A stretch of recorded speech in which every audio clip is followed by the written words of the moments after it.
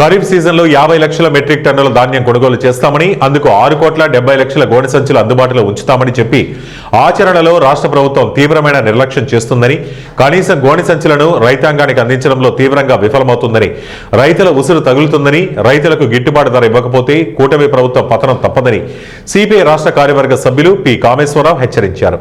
బుధవారం ఉదయం విజయనగరం జిల్లా కలెక్టరేట్ వద్ద రైతుల సమస్యలపై భారత కమ్యూనిస్టు పార్టీ, ఆంధ్రప్రదేశ్ రైతు సంఘం ఆధ్వర్యంలో నిరసన చేపట్టి డిఆర్ఓకు వినతి పత్రం అందజేశారు.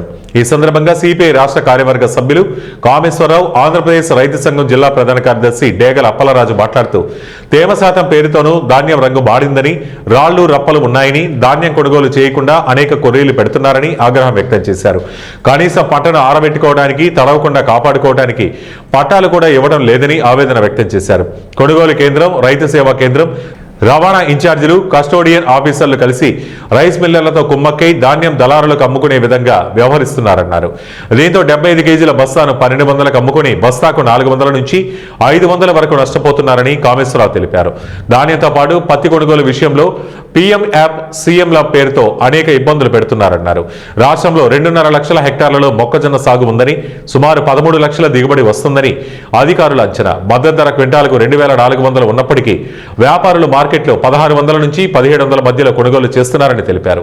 వ్యవసాయ, ఉద్యానవన పంటలతో పాటు ఆక్వా రైతుల పరిస్థితి కూడా దయనీయంగా మారిందన్నారు. ఎగుమతి దిగుమతి విధానాలు స్వదేశీ రైతాంగంపై తీవ్ర ప్రభావం చూపుతున్నాయన్నారు. దేశ రైతాంగానికి నష్టం చేసే విధానాల్ని కేంద్ర రాష్ట్ర ప్రభుత్వాలు అనుసరిస్తున్నాయని మండిపడ్డారు. దీంతో రైతుల కుటుంబాలు కుదేలవుతున్నాయన్నారు. వ్యవసాయం తీవ్ర సంక్షోభంలో కూరుకుపోయిందన్నారు. రైతాంగ ఆత్మహత్యల పరంపర కొనసాగుతుందని తెలిపారు. ఇది చాలదన్నట్లు రైతు ప్రయోజనాలకు నష్టం చేసే విధంగా సీడ్ బిల్లు, విద్యుత్ బిల్లును పార్లమెంట్లో ప్రవేశపెట్టడం దారుణమన్నారు.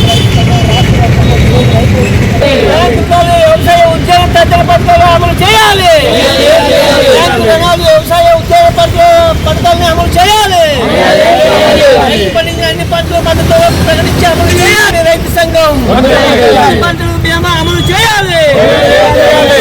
పంటల బీమా అమలు చేయాలి. అన్ని రకాల పథకాలు. ఆంధ్రప్రదేశ్ రాష్ట్ర వ్యాప్తంగా భారత కమ్యూనిస్ట్ పార్టీ సిపిఐ, ఆంధ్రప్రదేశ్ రైతు సంఘం ఆధ్వర్యంలో రైతాంగ సమస్యలపైన పెద్ద ఎత్తున ఆందోళన కార్యక్రమాలు చేపట్టాలని పిలుపునివ్వడం జరిగింది. ఈవేళ మన రాష్ట్రంలో కూటమి ప్రభుత్వం వచ్చిన 18 నెలల్లో రైతాంగానికి ఏవైతే హామీలు ఇచ్చారో ఒక్క హామీ కూడా అమలు చేయలేదు సరికదా. ఈవేళ ఈ ప్రభుత్వం వచ్చిన తర్వాత 2 తుఫాన్లు వచ్చాయి. 2 తుఫాన్లలో కూడా పెద్ద ఎత్తున రైతాంగానికి నష్టం జరిగింది. అలాగే ఈవేళ ధాన్యం పంట చేతికొచ్చిన సమయంలో రైతు పండించిన ప్రతి గింజ కూడా మేము కొంటాం, వెంటనే 24 గంటలు తిరగకుండానే డబ్బులు వేస్తామని చెప్పిన ప్రభుత్వం కౌలు రైతులను అసలు పట్టించుకోవడం మానేసింది. కౌలు రైతులు పూర్తిగా మొంతా తుఫాన్లో తీవ్రంగా నష్టపోయింది ఎవరయ్యా అంటే కౌలు రైతులు. వారి సమస్యల్ని పట్టించుకున్న పాపాన పోలేదు.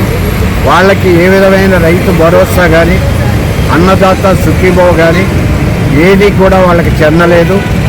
ఈవేళ పండించిన పంటకి గిట్టుబాటు ధరలు లేవు. అది ప్రత్తి కానీ, మొక్కజొన్న కానీ, ఇతరత్ర ఉద్యానవన పంటలు కానీ, ధాన్యానికి కానీ తగినటువంటి మద్దతు ధర లేదు. ఈవేళ రైతాంగం పండించిన ధాన్యం ఏవైతే ఉన్నాయో అవి